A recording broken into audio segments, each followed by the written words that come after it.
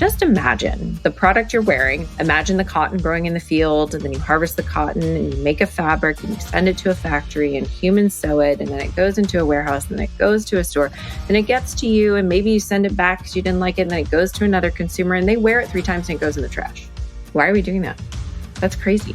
It's 31 billion garments that go into landfill every year in the US.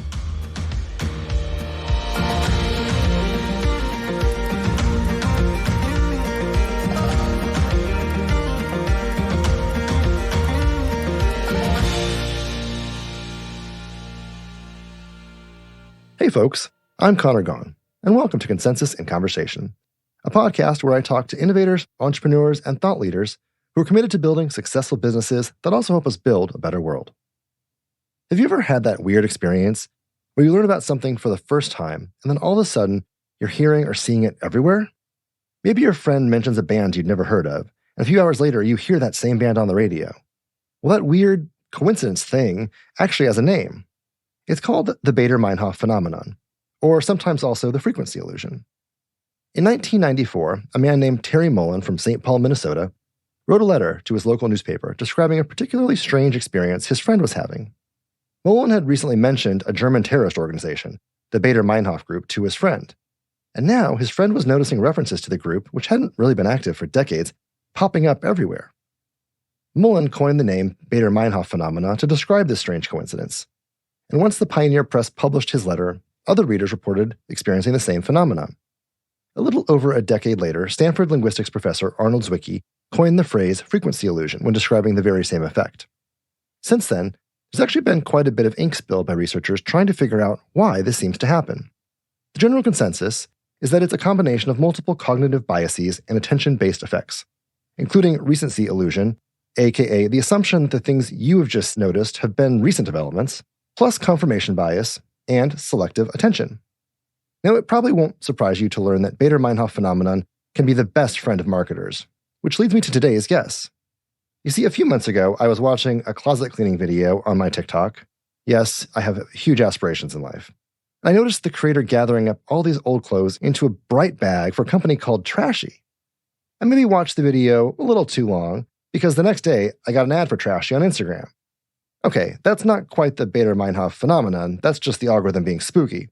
But what was the Baader-Meinhof phenomenon was when a week later I saw my friend with that exact same Trashie bag cleaning out his closet. You know where this is going. This is frequency illusion. Trashie is suddenly everywhere, and so I had to do a deep dive on what this company was. What I found was an innovative recycling and rewards platform launched earlier this year that rewards customers for recycling textiles from all brands with its internet-famous take-back bags, and gives back rewards for doing so. Though they just launched in February, they've already garnered a massive following on Instagram and TikTok, due in large part to my guest today, Kristy Caylor, the co-founder and CEO of 4 Days, and the founder and CEO of Trashie. I'm thrilled to get to talk to Kristy about how Trashie is just everywhere, and more importantly, why it matters when it comes to finding climate-positive solutions across industries. As you'll hear, Kristy's industrial engineering mindset paved the way for her storied rise through the world of fashion and design. She's got a really awesome story. So without further ado, let's jump right in.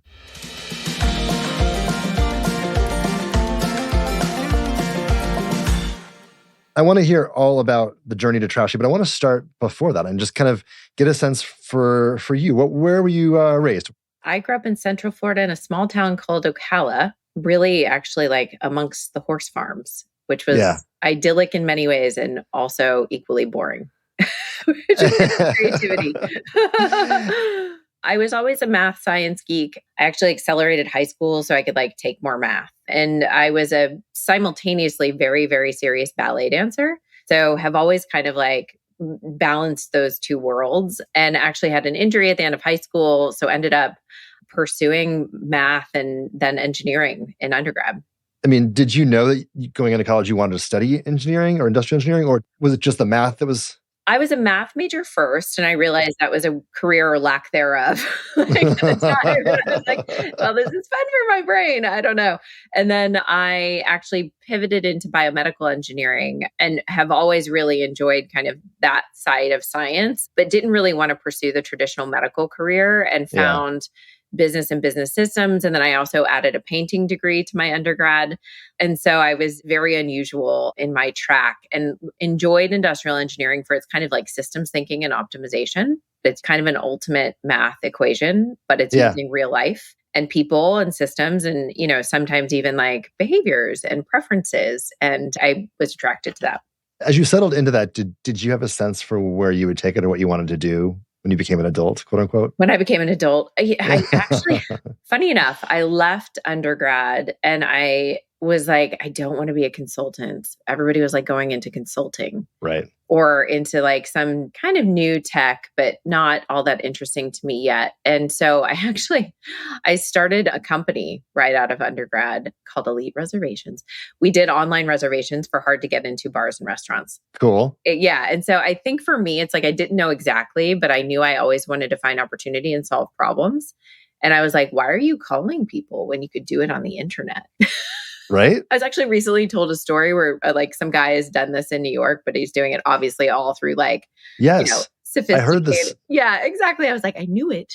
I knew it was going to be a thing. He's a college kid. Right? And they were talking about him on another podcast I listened to. And I think New York Magazine did a story on him. And I'm sure might have blown it all up by now because he might be banned from all the reservation systems at this point. But they're going to cut him off for sure. I mean, that's interesting because perhaps foretells the entrepreneurial journey that you then endeavored upon later on in your career. But was entrepreneurship always something that was intriguing to you? I think it was like a natural curiosity. It wasn't so much like a label for me where I'm going to be an entrepreneur and start a company. It was actually much more where I was like, but why isn't anybody doing that? I see opportunity almost in every experience I've had, and it excites me. It's kind of, again, that where can we build to satisfy an unmet need? And so I wouldn't say it was like a label I placed on myself. It was just more like my very natural inclination and affinity. I think in my first experience, I realized I didn't know what I was doing at all. Right. So I actually recently found like the first book where I was keeping the ledger of our revenue by hand. And so I went to business school, and I think it was there that I really found a love of entrepreneurship. So for me, it was that combining business and like real numbers and outcome with unknown opportunity, I think was just a really natural fit for me. It was kind of in that experience that I was like, oh, okay, that makes sense why I'm drawn to these types of things. But I also, really wanted to get real world experience. Like I've had in my next step in my journey, a very kind of hardcore corporate experience, which was equally rewarding and interesting. Did you love business school? I liked business school. I mean, I find that it's a bit of like timeout for 20-year-olds, Right. Like it's kind of strange. And for me, it was good because I wanted to get my feet under me and figure out, okay, how do I be intentional about my next step? Because of industrial engineering, half of business school was a repeat for me. So it was actually really easy, frankly. What I did enjoy was this exposure to business and to business leaders and like business thinking, entrepreneurs, private equity, like that whole ecosystem came to life for me. And then practical application of the things that I'd always known were important, like, operations and statistics and probability. I went pretty deep in finance, which has paid off and I really enjoy. So I did take away from it and, made some great friends and had a nice time. And I mean, a big portion of your career thereafter, you spent a lot of time in the fashion industry. Yeah. How did you make that pivot from industrial engineering to business school and then leverage that to head into fashion? I mean, I was looking for something where I could exercise that kind of creative component of what I love to do alongside the business component. And fashion's a huge industry, trillions of dollars. And it's got a huge supply chain component. So there's this like very hefty linearity to it. And that appeals to me. But doing that in service to something much more creative and consumer focused, I really enjoy the magic of it. Like it's quite emotional. It's not logical or rational sometimes. And I think that's fun to play in as well. And so I was drawn to it for that reason. And that was a very intentional choice. Like I started kind of working with some small startups, with some larger companies, just getting to know what it meant to be in the fashion industry. And then ultimately after business school, landed at Gap, which, is a really gigantic, but also impressive organization, I would say. Yeah. I remember they used to recruit out of the Ivy Leagues with a very disciplined case study kind of interview process that mimicked the interview style of the big consultants like BCG or McKinsey, which I always thought was interesting. Was that what your experience was like? They do a very good job at hiring very smart people. So yes, it's a pretty high caliber of employee and work environment and training ground, at least at my time there. I mean, you have exposure to and worked with some of truly iconic labels and brands over the course of your time in fashion. We probably can't go through all of them. So I guess my question would be, if you look back, were there any particularly impactful experiences or lessons from any one place that you could point to and say, that really is one of the pivotal moments in my professional evolution? I have so many of them. Yes. I mean, going back to... We can do a few. Yeah. Going back to really early days, I actually fortunately got to work literally on year one, I think it was, with Scott Sternberg of Band of Outsiders, which is like a very kind of niche cult luxury menswear, ventured into women's wear brand. That's when I was like willing to do anything just to get experience. But he had such a strong perspective on brand and brand voice, and just really honed that in. And I took that away. That was really compelling, and I think is missed in mass market retail. And then in going into my experience with The Gap, I was incredibly fortunate to kind of launch and grow businesses for them. So I got to work quite independently most of the time with small teams to build kind of new markets, new ventures, built the Banana Republic Petite business in the US, and had just an amazing team there. Like, you talk about how they recruit. I had my first distribution analyst I've continued to work with over 20 years, and she actually co-founded For Days with me. So, that's amazing. Like just incredible team that I still keep in touch with. And we would solve problems and incubate new ways to kind of think about like inventory buys or sizing or distribution or marketing, and built $100 million business in 2 years. And this nice corporate structure that taught us a lot, but also gave us that flexibility. I couldn't be more grateful for that. That taught me kind of tip to tail what it took. I got exposure to like corporate finance meetings where we were reviewing quarterly plans. And so it really just brought it all to life for me. So that was one that I think was just a foundation I couldn't replace or be more grateful for. Having had that, they asked me to move to Japan to work on the Banana Republic business out of Tokyo. And so going in and being thrust into a team of 40 Japanese people, I was running all of merchandising, reporting into the president who is Japanese, and having to learn that culture managerially, just like from a cross-functional perspective, from a consumer perspective. Really, you have to extract everything you know and start over and come in and like remove all your bias, which as a human is a great experience. That's a great evolution. I remember like the gentleman who is the CEO of all of Gap Japan had formerly been running Nike out of Hong Kong. And so he was an American guy. And I get there and it's like just the culture is 180 from the US. They use fewer words. There's a lot of hierarchical decision making. Like, it's very proper in its formatting of meetings. And I remember going into his office one day and shutting the door, and I was like, oh my God, how are we going to stop? Like, just having to really adjust and adapt to a completely new environment has taught me a lot and given me so much to go forward and build teams and be a leader. And that high level of kind of adaptability is really essential for being effective. Were there any interesting kind of cultural comparisons that you look back on and think might have either planted seeds or shifted how you think about fashion and retail today because of your time there? Like any kind of big cultural distinctions that took root when you were there? I think culturally speaking, the Japanese culture is actually quite formulaic, but also discerning in their choices. And I think that's very, very interesting. I remember saying, I was like, everybody always wears 2 shirts. Just learning those types of things. It actually taught me less about like cultural absolutes and more how to pay attention and really how to notice and how to attach some analysis and some takeaways to behavioral choices, to dressing choices. Like, what does that mean? And how does that reflect culture? I would say that's more my takeaway, where all of those are kind of cultural decisions. The biggest kind of aha takeaway for me that has informed what I do today was my experience in the supply chain there. So I was very fortunate to be able to go to our Asian factory base and to see how product was made and by whom and in what conditions. And that unlocked a connection for me to how we make product, how we make clothing, how we make our decisions, where and how we produce with what materials, what impact that has like on a just very global human level was really one of my most informative, pivotal, and impactful experiences. How did you internalize that and incorporate that into your life and your career? Yeah. I mean, I think it's crazy when you see like a huge scaled factory for the first time and it literally looks like the size of a city, the number of buildings, dormitories of people.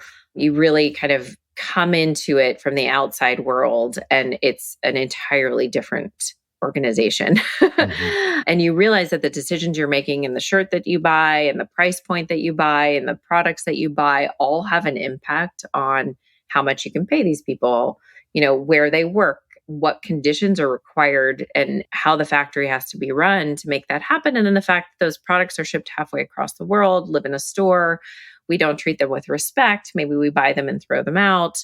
And you're just like, no, there are people behind this. Like, Right. we have to remember this is a human industry. This is not automated. And so for me, that really implanted. And I wanted to, from that day forward, think through the power of the industry from a commerce perspective through the lens of doing something for good. Yeah. And I think there's such financial power in the industry. There's just an incredible opportunity to start to rethink the way we do business, to think about it through the lens of not stripping away profitability opportunity, not stripping away customer experience, but adding positive impact. Mm-hmm. And it took hold in me. And it was something I wanted to pursue. I suspect this is probably part of the origin story of certainly of 4 Days and then Trashie as well. But I suspect maybe also I could recognize in reading your CV kind of at least the first kind of seed of sustainability as part of what your career would become when you co-founded Mayette. So what made you take that leap? I was actually talking with a colleague at Gap. I went back to Gap brand after I moved home from Japan and I took over Product Red. I don't know if you remember those Inspire Red t-shirts. Well, for folks that don't know, Product Red was a CSR, a corporate social responsibility campaign, part of Gap, but also wider. I think Apple took part in it. And Apple, Starbucks, Hallmark cards, Converse. Yeah. It was a big network of brands. And it was originally Bono and Bobby Shriver. And they were really passionate about making a positive impact on the AIDS epidemic in Africa. Yep. And so there were nonprofit organizations involved, and Red was the commercial mechanism that gave consumers an opportunity to say, if I buy this, I'm helping that cause. Yep. So it was revolutionary as a kind of a consumer experience because to say, hey, you can walk into the Gap and like change lives, that had really never been done before. And I think, when you have the power of Bono, Bobby Shriver, it was on Oprah, we had celebrities endorsing it, like people took notice. And then on my side, it was how do we create product in a consumer experience that get people to engage and really drive transactions, because that transaction volume is what generated the contribution mechanism for the cause. And that for me, I was like, okay, great. I want to live in this space of speaking to the consumer with different products and different experiences where they can opt in to making a difference. Yeah. The challenge with the Red model, it was a highly philanthropic model, yet run by a for-profit business. So we were taking 50% of net profits and contributing them as our donation. We had like other fees that we paid. But to grow that business within a for-profit organization was really difficult because there's a profitability mechanism at odds. Right. And it didn't live in CSR. It lived in a business unit. In the P&L. Yeah, on the P&L. I had P&L responsibility for it. So it was like, you had to figure out that. And that to me then planted the seed of, we need business model innovation in these spaces. And it's not going to be a donation model that moves us forward. There are a lot of other reasons that's ineffective. But I think if we want to use commerce for good, we have to think about commerce first. And differently than it had been before. Yeah. I'm curious. I mean, I'm thinking back to that and you'll have, I'm sure, a much better sense on the history, but I don't remember previous examples where consumers could actually engage in the campaign by what they purchased, but also then show that, right? Like, I hate the term virtue signaling, but in a positive way, this was like, this is a virtue that's important to me and I'm going to advertise that as part of the products I buy and what I wear and what phone case I use or, whatever. Yeah, just a red iPhone. It signals. I think virtue signaling isn't always bad if the underlying mechanism is positive, right? It is an emotional behavioral component of life. And so I think if we can do that in the right way, it's not terrible. At the time, Tom's shoes were probably happening simultaneously. then you had some follow on from the Toms thing, and some kind of one for one models start emerging. I never really felt like the one for one model was going to make sense. Like, it just wasn't the right measure of comparison. Like, buy shoes, donate shoes. It's very easy to comprehend, but like, is that the right remediation for the shoeless problem? I'm not sure.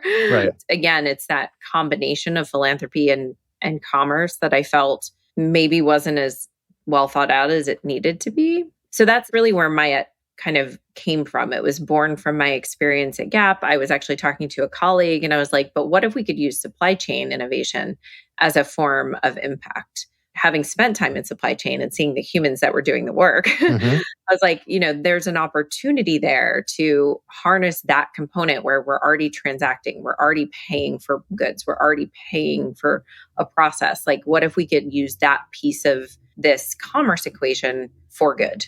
And I felt like there were opportunities to harness storytelling and craft and really bring an innovative product to market. That's what I also learned from doing Red, is that at the end of the day, if the product sucks, nobody cares. Right. It's like really simple. Yep. So, you can't ask a consumer to compromise on product and price. That has to be intact. And then if you can enhance the experience, then you've got an opportunity. So taking the leap for me, I had climbed the ladder at Gap very, very quickly. I found myself in a senior leadership role, and I was convinced that what I wanted to do needed to happen faster than what I could do there. It's a theme I think I hear from folks a lot who are on the entrepreneurial journey, like just seeing that potential and wanting to accelerate it.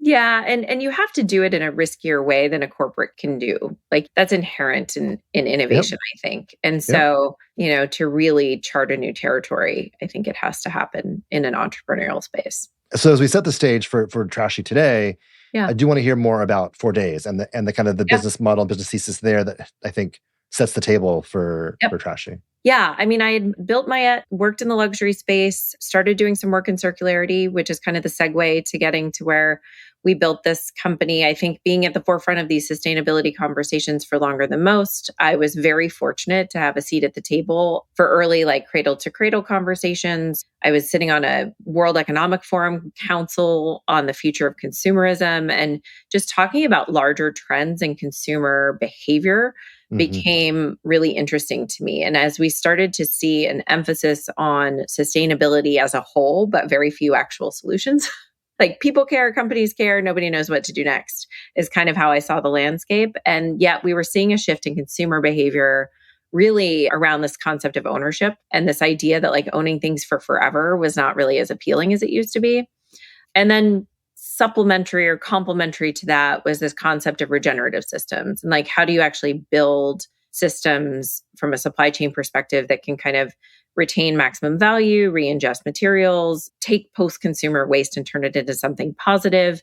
That's kind of the supply chain component. And I felt like those two things actually could go hand in hand. The fact that customers didn't want to own things for forever, felt increasingly bad about throwing them out, and that we needed to build regenerative systems. I felt like if we could engage the consumer in a new model of behavior that got product back into circulation very regularly, we could probably start to chip away at the problem.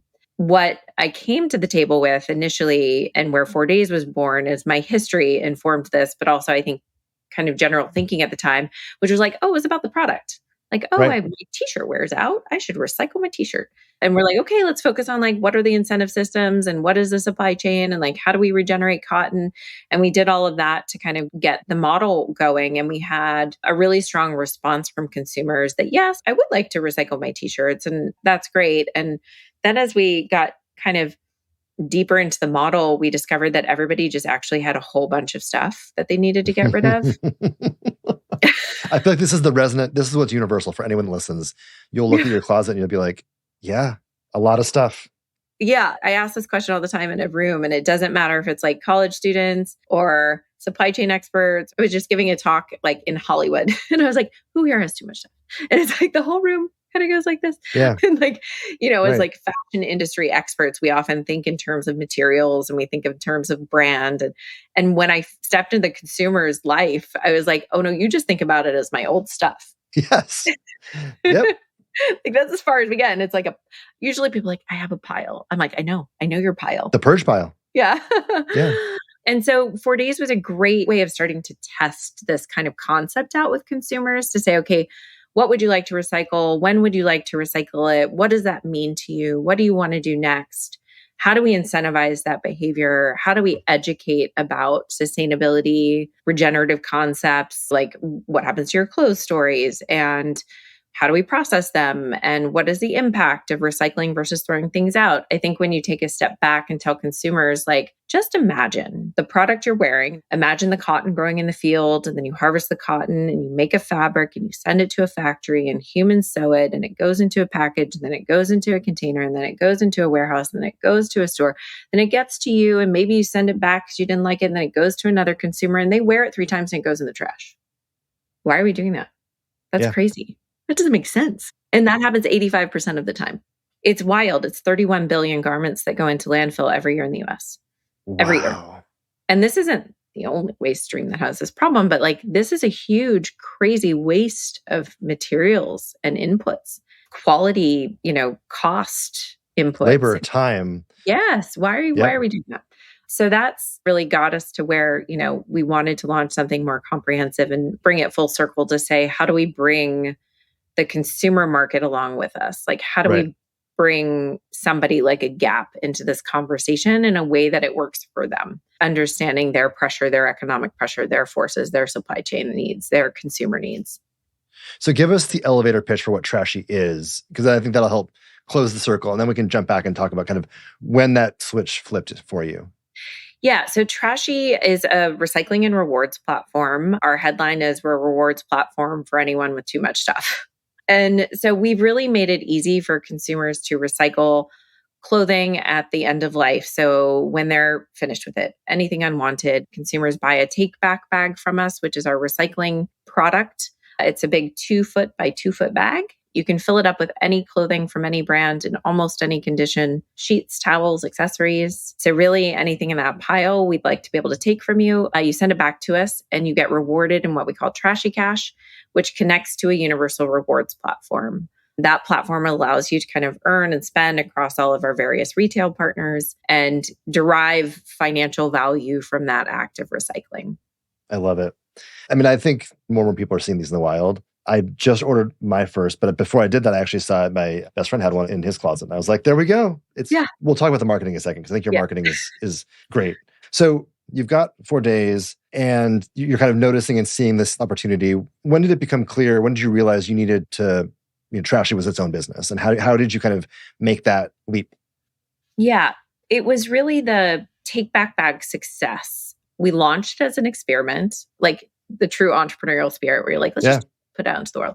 And people were really excited to responsibly get rid of their clothes. And so we tested and we built and we tested and we built and we figured out the size that we could do. And we figured out how we maximize that. We figured out how we scale supply chain. That was a big hairball to figure out how to build a reverse supply chain that could handle the volume we were getting. And what ended up happening as we started to optimize that is the business opportunity became very clearly quite large. When you say, anyone with too much stuff is everyone, that's what we started to realize. And in the 4 days world, it was very curated and kind of niche and very, very like much more sustainability forward. And we realized that we could actually probably make a dent in changing consumer behavior at large if we could bring this product to market in a way that felt accessible to a very large group of consumers. And that was exciting as a prospect because we also knew we had this engine of rewards that drove commercial value for retail because we had done it for ourselves. And so if we could extrapolate that and bring that same commercial value to mass market retailers, suddenly they're participating in waste reduction in a way that could scale. And then you have that flywheel that can shift the whole consumer market. And so that was really the journey.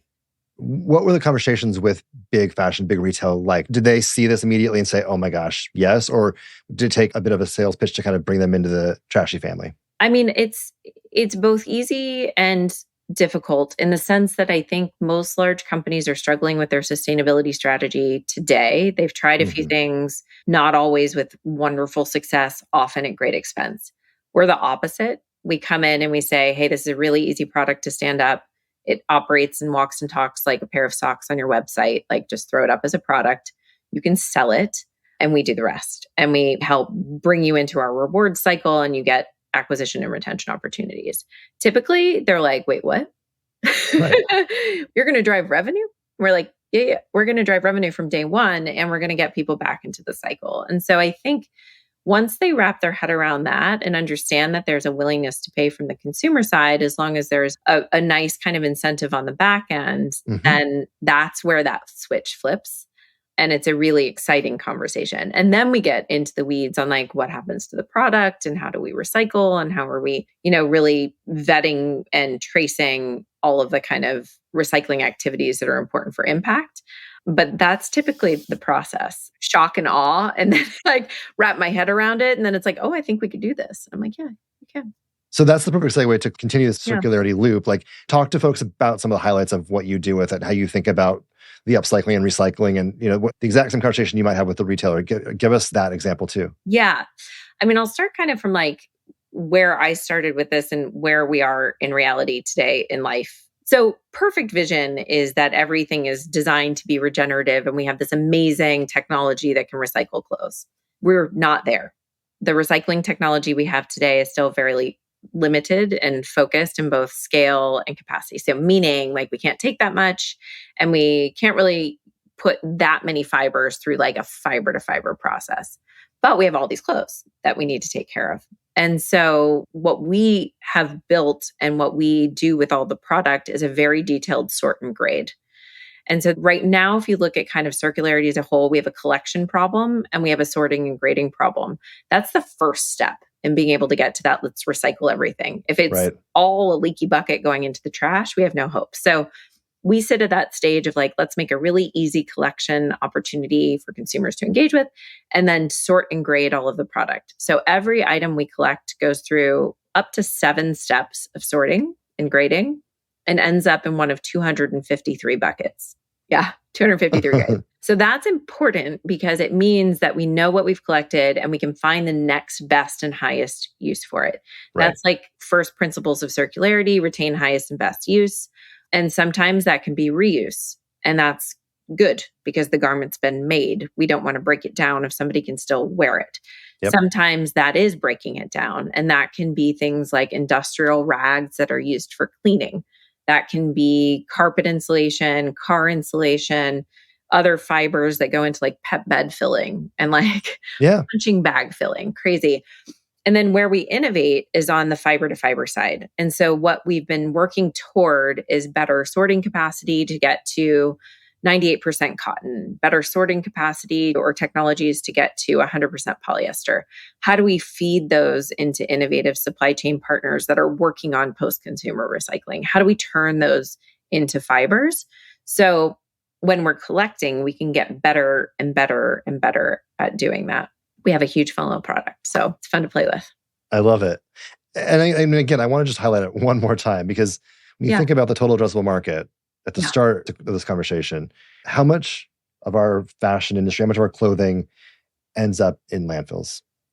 So 85% of everything we consume ends up in landfill. That's the equivalent of 31 billion garments a year, about 100 pounds a person in the US every year. Wow. And then, so as you said, like you begin the innovation just on the capture side. You made a dent already. Yeah, we're close to having distributed 500,000 take-back bags. So that's pretty exciting as a benchmark. We're almost there. And then we'll do the equivalent of 5 million pounds this year. That's amazing. So we're getting there, chipping away. And I hinted at it, but I love the marketing. I love the branding and the packaging of the bag itself. I see it on my Instagram. You guys have done really, I think, cutting edge stuff in terms of consumer marketing for kind of a brand in the impact sustainability fashion space. So give me kind of a sense of how you guys have built your marketing acumen. Yeah. The brand component itself was definitely a big conversation. Trashie is a very intentional choice. Yeah. It's meant to be provocative in the right way. And I think, if we're going to have this conversation, like, let's not beat around the bush. I also think that often sustainability, branding, or experience can feel like very earthy or even kind of sad. And we're really here to bring the energy to this topic, but also that's how people feel when they engage with our product. They love it. They feel lighter. They feel happy.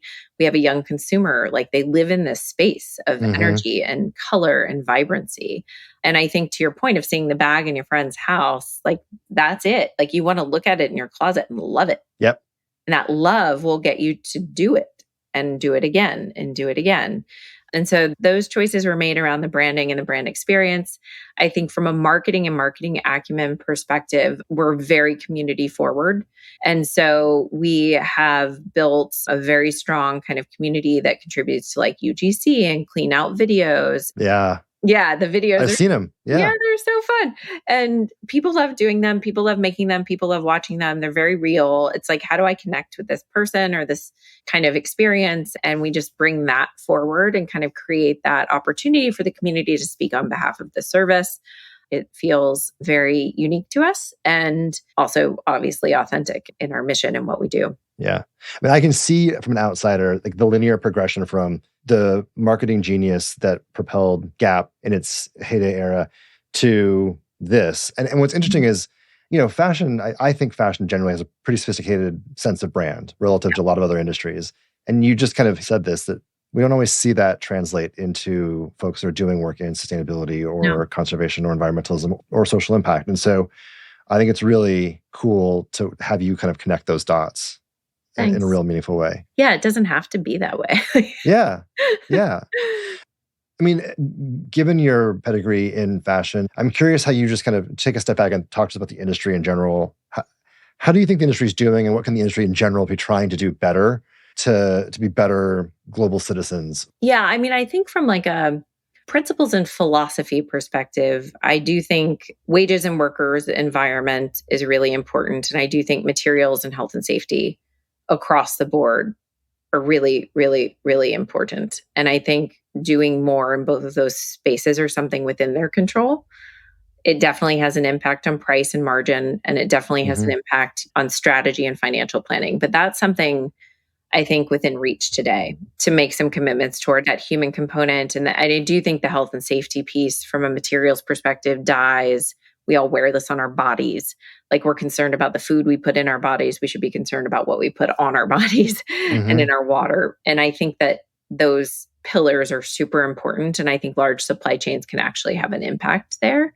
I think it's tough when you get into this concept of like people should buy less and overproduction is the problem. It's like, well, if there's a market mechanism for it and there's margin and there's money to be had, like I don't see short of regulation and taxation where we're going to have anything that materially shifts that. Yeah. Like the Gap's not going to wake up tomorrow and be like, we'd like to lower sales. Right.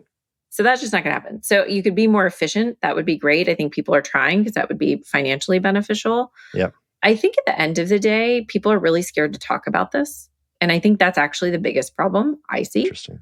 Because there are so many people out there ready to point fingers and say you're doing it badly, that there's a hesitation to being called a greenwasher. There's a hesitation to sharing anything because they're worried about the ridicule of not being perfect. And I don't actually know how to solve that problem because we face that same problem. There are just haters out there ready to be like, but you didn't do it perfectly. And it's like that inhibits progress because we need to have really open, fair dialogue about this to solve the problems. And so I wish I could solve that. I don't know how to right now. I think it's interesting to think about, you mentioned the industry, like some of the places they are making progress is where they're seeing the ability to be more efficient. So it's a cost-cutting mechanism for them, right? Yeah. Which is a good, I think, segue to thinking about, in general, how do you guys think about alignment of building a profitable business while pursuing this mission-driven orientation towards a more sustainable future? No, I mean, the economics have to work. And I do think to that end, like efficiency, if you could repurpose materials in an efficient way, if you can actually monetize Second Life in a productive way, if you can change the economics of the consumer journey, that's great. For us, what we focused on is making sure we're engaging the consumer in a behavior that's driving financial outcome for the retailer. So that's where like this take back bag as a product, the incentive becomes a reward. You get this very high retention and repeat purchase engagement from our consumer base. So they're highly engaged. They have purchasing power in their pocket that we've put there, essentially. Yeah. They're ready to come back And I think then we speak to those metrics that businesses are used to focusing on, which is like, how are we driving up an AOV? How are we getting people back faster? Yeah. We're also doing some things that seem simple now, but are really innovative, which is that because it's a unified rewards platform, people can actually take the reward from recycling their clothes and go buy movie tickets or go buy dinner on DoorDash. Right. And so this idea that we can cross-pollinate the value of doing the right thing, which is waste mitigation, it doesn't have to stay siloed in a like recycle your jeans, buy new jeans. If we can think about that comprehensively as a consumer landscape and realize that we're all going to benefit if we work together on this. Yeah. Everyone can take a piece of that pie. Everybody can opt in from a brand perspective and say, oh, I'd love to come earn that consumer. Yeah. But it doesn't have to be just more stuff. And I think that's really exciting for us as we think about growth. I love it. I mean, thinking about what other folks are doing, are there other companies or people out there that you're looking at thinking the innovations that are happening over here are really interesting? Are you taking note of fields of research in sustainability or in consumer CPG or fashion that you're like, there's actual really compelling, inspiring stuff happening over there? Who are you keeping an eye on and thinking about or watching for the next big breakthrough? I think the electronics business has been a little further ahead. If you look at it as like a vertical consumer product, it is more valuable. Componentry, so it makes sense. Serialization in that category is much more advanced. Collection and disassembly is more advanced.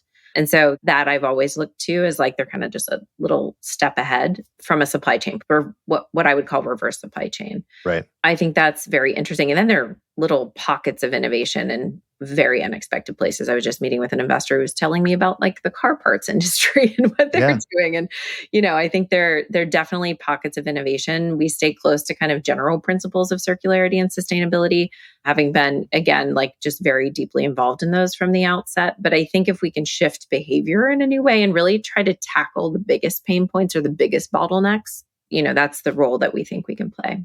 This idea of changing behavior, we've talked about with a few other guests that, when you can build a product or a service that makes the behavior change enjoyable, or it doesn't cost money, or, isn't painful, you've done a lot to further the potential behavior change that you're asking consumers to make. I'm curious how you guys think about that. And actually, I think you've got a great quote about it, so I'll let you. Be a painkiller, not a vitamin. Yep. Yep. I say it all the time. Be a painkiller. I love it. Yep. I think that's right. And so that's where, even in our journey that we just talked about, we started more in vitamin land and we ended up in painkiller land. And that was really important. And that's listening and figuring out like deeply what people are missing or need, or where the friction points are. What is it that will find its way into that space where you're like, oh, I feel better. Yeah. Yeah. As you kind of close your eyes and think about what the future could look like if consumers were, upcycling the entirety of the 85% of waste back through Trashie into new uses, what does that world look like to you? Like, what is kind of the future, the possibility look and feel like? I mean, I view our role to play, and we actually think about this beyond just collecting textiles. Like we think about collecting electronics, collecting toys, collecting beauty products. If we can be that partner for the consumer, that post-consumer moment, which everyone has if you consume anything, most people consume things, we're your partner at that moment. We'd really love to be that for a large portion of society and say, we're going to help you get rid of these hard to get rid of things. We're going to reward you for that. I mean, I want big pink bins on every corner. It's responsible recycling at scale, but everybody should be using this as a service. And then that's driving a significant portion of consumer behavior back to goods and services. Like that's an incredible win, I think, for impact, because we've used commerce ultimately as the carrot for good. Yeah, I love the idea of the bins on every corner. But I also just on a personal level, like if it was so much easier to responsibly end of life stuff like batteries, like, I know some people are doing great work in this space, but it's just not easy for consumers to get there necessarily. And, how much cleaner your house would be if you actually. Well, I'm like, can you imagine if you just had like a series of things, then you packaged them up and you either took them to the corner or like called somebody and they picked them up. And it's just a consistent process to consistently clean out in a responsible way. Yep. We would just make significant progress towards waste reduction. So one last question, which is, again, your brand is so bright and optimistic and hopeful and fun and playful. And I think it's an interesting juxtaposition to so much of the narrative that we tend to be fed when it comes to topics involving the changing climate and waste and carbon pollution, where like we're just constantly faced with negativity, a lot of negativity. And like, I think for some people, it feels like we can't make a dent in it. There's too much, we can't even, so why try? So I'm curious for you to talk about that juxtaposition and how you think about like, how do we defeat defeatism? Yes, I think that when we get into the conversation around the big problem, it feels hard for an individual to tackle. It's an interconnected system. It's reliant on commerce and industry and trade and like so many things. And for us, we were like, what if I could take one step? What if I could just take one step and then take that same step again? And if that was fun and enjoyable, and again, it solved a pain in my life anyway. Oh, wow, that's like a win-win-win. And so I think when the world feels overwhelming like that, do the thing in front of you. Take the next step. My gosh, I think that's a Frozen song. My daughter's 5. I just realized. It feels apropos, though. It feels so on the nose. I love it. Oh my gosh. But it's true. It's take the step that you can take and feel good about it and like engage with it. And that's our role. It's like we're here to like provide some joy. Like we're living our lives. You know, you're going to work and you're trying to eat healthily and you're exercising or feeding your kids or getting them to their activities. Like this is a step you can take that doesn't feel daunting. It doesn't feel like you have to learn the whole supply chain or like understand why circularity is important, because that's also sometimes feel like, I don't have time. Yeah. It's overwhelming. Right. And so to enter people's lives with something that feels, I can do this, is just, it's honestly an honor to be able to play that role, because we can step into people's homes and be like, great, let's do this. We got this, guys. Let's do this together. So I love it. Where do folks go to learn more, or if they want to sign up? Give us what you want to, where you want to send people. Yeah. So trashie.io, Trashie with an IE, TRASHIE.io. You can also find us on Walmart.com or Instagram at Trashie. Awesome. We'll put all of it in the show notes. Thank you so much. What a fun conversation. Oh, my pleasure. So much fun.